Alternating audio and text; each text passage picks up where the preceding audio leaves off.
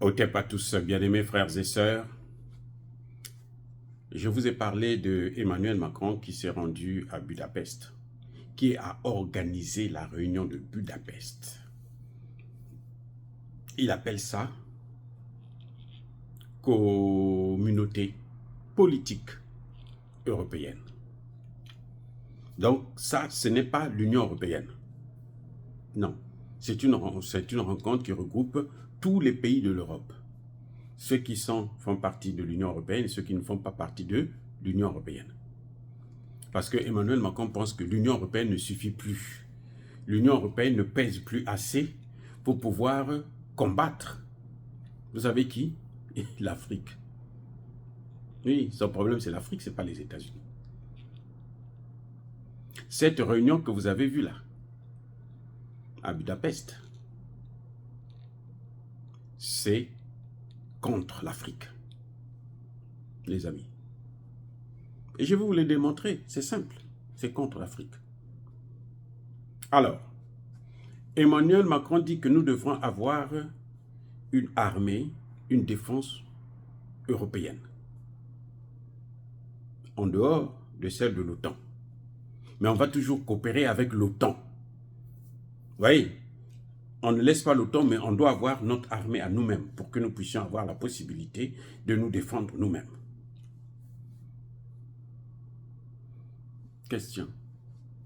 Ils veulent se défendre contre qui? Puisque ils ne vont pas, cette armée européenne doit exister, mais elle ne doit pas être le contrepoids de l'OTAN. Elle ne doit pas être en contradiction avec l'OTAN. Elle doit toujours travailler, coopérer avec l'OTAN. Ça veut dire que cette armée n'a pas pour but de protéger l'Europe contre les États-Unis. Parce que l'OTAN, c'est l'Europe et les États-Unis. D'abord et avant tout. Europe, États-Unis. C'est pour ça qu'on appelle ça Organisation de l'Atlantique Nord. Donc, depuis l'Europe et puis jusqu'aux États-Unis.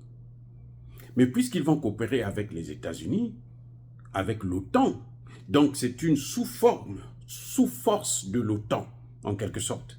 C'est-à-dire que les opérations où les États-Unis ne veulent pas participer, pour une raison ou pour une autre, parce que leurs intérêts ne sont pas garantis, parce qu'ils n'ont aucun intérêt à faire ces guerres, là maintenant, la sous-force de l'OTAN doit intervenir toute seule. C'est l'Europe. Maintenant, l'Europe va intervenir, faire la guerre contre qui? Contre la Russie? Mais non, la Russie fait partie de l'Europe aussi. À partir du moment où, dès que la guerre en Ukraine, qui va finir là bientôt, dès que ça va s'arrêter, c'est fini, l'Europe est unie, il n'y a plus de problème en Europe. Et le problème qu'il y a entre la Russie et l'Ukraine, c'est à cause des États-Unis. C'est parce que les États-Unis voulaient détruire la Russie, voulaient mettre la Russie en danger, voulaient balkaniser la Russie en fait. Ils ont utilisé l'Ukraine. Maintenant, ils ont buté sur un os qui ne pouvait plus avancer, ils sont obligés de s'arrêter. Donc, ils vont finir par coopérer. Il y aura des négociations, forcément. Quelles que soient les circonstances où il y aura une partie de l'Ukraine qui va sauter. Il y aura des négociations, ils vont s'entendre. Alors, donc, on a déjà exclu les États-Unis.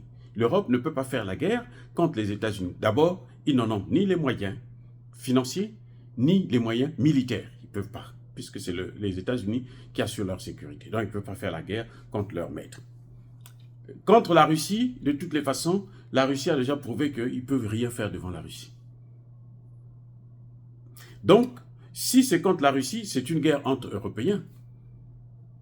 Ça ne sert à rien de mettre en place toute une armée qui va se battre avec un autre Européen, alors que la Russie a toujours demandé, justement, ils ont, comment on appelle ça, l'OCS.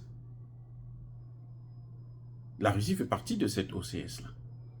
C'est pour la sécurité au niveau européen.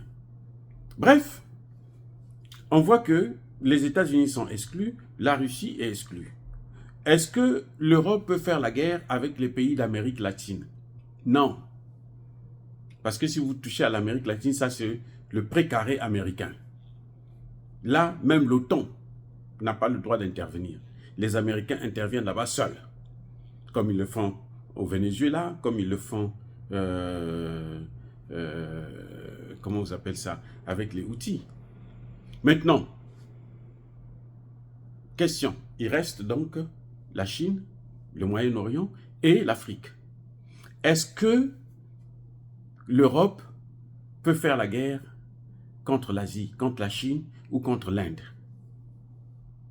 Non, c'est pas possible. Puis ce sont des puissances nucléaires. Donc on n'attaque pas une puissance nucléaire. Et oui, vous ne pouvez pas faire une guerre contre une puissance nucléaire, sinon vous déclenchez une guerre nucléaire. Donc l'Europe ne fait pas la guerre contre, ne prépare pas une guerre contre l'Asie. Voilà, donc États-Unis exclus, Russie exclus, Asie exclus. Il reste maintenant le Moyen-Orient.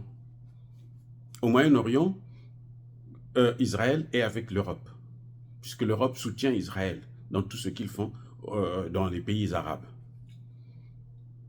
Est-ce qu'ils peuvent attaquer l'Europe, les pays européens, là, sans les États-Unis? Est-ce qu'ils peuvent faire la guerre contre les pays arabes? C'est pas possible. Ils peuvent pas, même seulement l'Iran seul, là, ils ne peuvent pas attaquer l'Iran. S'ils font la guerre contre l'Iran, l'Iran va les massacrer, puisque l'Iran est soutenu par la Chine et par la Russie. On exclut aussi le Moyen-Orient et le Proche-Orient. Il reste quoi? Il reste l'Afrique. C'est l'Afrique qui est vulnérable.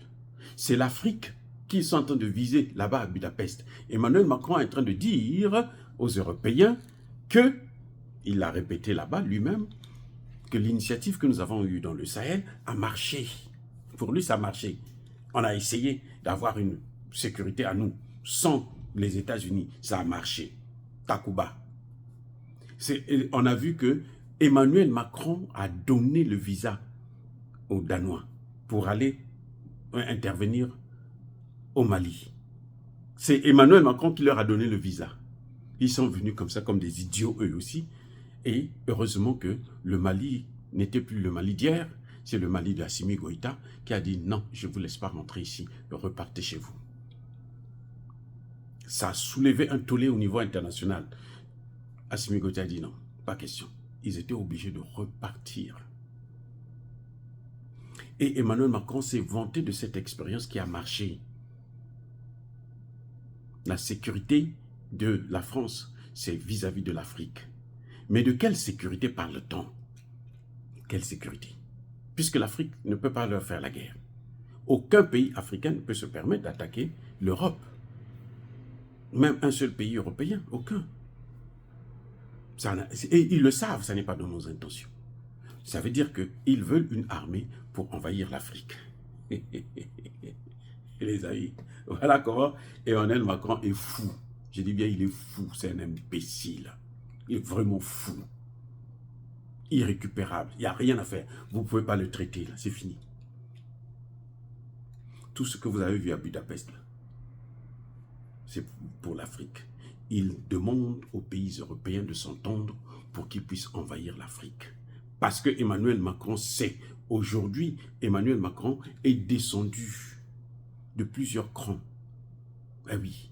Et la France n'est plus la 6e ou la 7e puissance européenne du monde.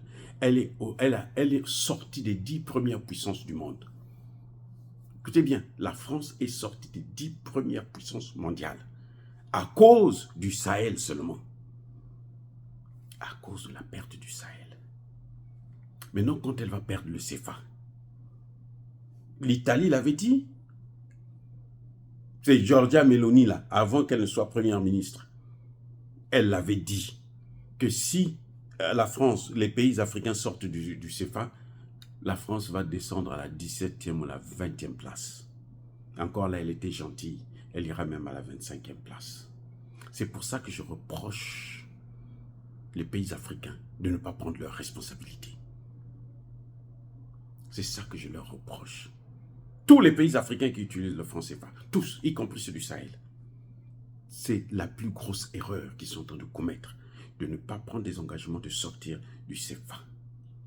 Pour faire couler la France d'abord et faire en sorte qu'elle ne puisse plus avoir des moyens pour vous faire la guerre. Déjà là, avec le Sahel, seulement le fait qu'ils ont perdu le Sahel, ils n'ont pas encore perdu le CFA. Ils ont des grosses difficultés. Et ils sont en train de solliciter les pays européens afin qu'ensemble, ils puissent venir envahir l'Afrique. Sans les États-Unis. Parce qu'ils savent qu'avec Donald Trump ne leur laissera pas ça. Parce que Donald Trump sait que Donald Trump, c'est un homme, un businessman. Il sait que s'il laisse la France et les pays européens avoir l'Afrique, eh bien, il aura pour concurrent, non pas la Chine et la Russie, mais il aura pour vrai concurrent l'Europe.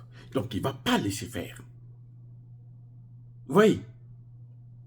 Mais les Africains, ils se disent qu'on attend que les Américains puissent maintenant nous coloniser. On va laisser les Européens, que les Américains viennent prendre la place. C'est ça le problème, notre problème.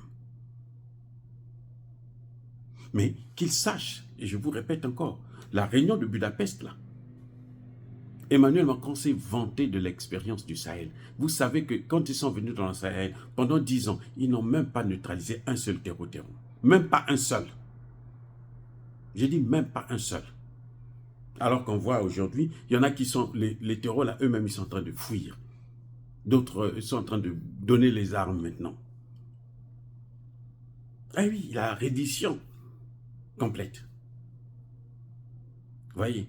Donc, les amis, l'Afrique, nous devons nous préparer contre ces Européens-là. Un, il faut éviter de prendre leurs aides. Parce qu'il faut qu'ils comprennent qu'on n'a pas besoin d'eux pour vivre. Même si on peut être pauvre, qu'ils nous laissent dans notre pauvreté. Parce que l'aide là, c'est l'aide là qui apporte la paresse. Ça nous rend paresseux. On nous donne le poisson, nous on a besoin qu'on apprenne à pêcher. Eux, ils font que nous donner le poisson, on n'a pas besoin de ça. On ne va pas évoluer comme ça. Et il faut que les Africains puissent sortir du franc CFA. À commencer par les pays du Sahel.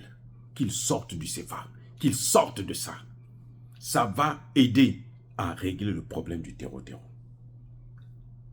Mais tant qu'on restera là, la France aura toujours des forces. Vous avez vu, aucun pays africain n'est rentré dans la liste des participants aux BRICS à cause du CFA.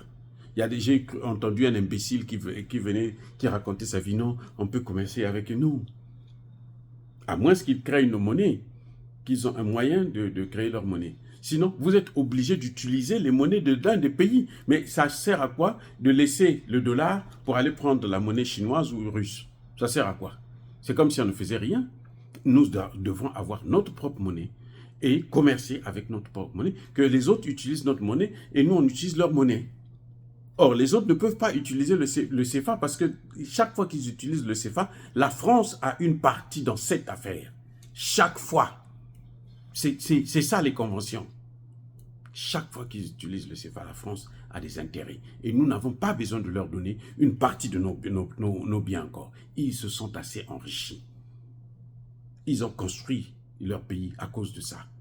Maintenant, ça suffit. Préparons-nous, parce que Emmanuel Macron est en train de mobiliser les Européens pour qu'ils puissent nous faire la guerre. Voilà, c'est tout. Et les Américains, j'espère que Trump va retirer les troupes américaines. Parce que, pourquoi ils ont besoin des bases militaires en Afrique? Ce n'est pas l'organisation de l'Atlantique Nord-Sud, c'est l'organisation de l'Atlantique Nord. Il n'y a pas le Sud dedans. Laissez-nous dans notre Sud avec notre misère. Je préfère ça. Oh les gars, soyez bénis, abondamment bénis par le Dieu des Kémites et par nos ancêtres évangélisés, mais que tous ceux qui persécutent le continent africain le pillent et le déstabilisent, qu'ils soient noirs, blancs, chinois, arabes, juifs, indiens, qui qu'ils soient punis, maudits, foudroyés, neutralisés, écrasés, effacés par le Dieu des Kémites et par nos ancêtres évangélisés. Vive l'Afrique éternelle, j'ai dit et j'assume.